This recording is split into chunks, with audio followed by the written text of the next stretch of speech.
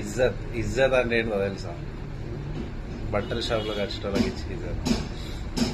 ఎలా పెద్ద పెద్ద స్నిచ్ కానీ రే ర్యాపిడ్ కానీ ఏ స్టోర్కి పోయినా వాడు నీ ముంగడ సార్ సార్ సార్ సార్ అంటాడు తప్ప నువ్వు వన్స్ నువ్వు ఆ షాపుల నుంచి కవర్ బయటకు వెళ్ళిన తర్వాత నిన్ను కుక్కనన్నా చూస్తాడు కానీ నిన్ను చూడు.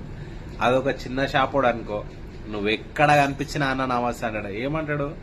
ఎవర్రా అంటే మన కస్టమర్, మా కస్టమర్ అని చెప్పుకుంటాడు.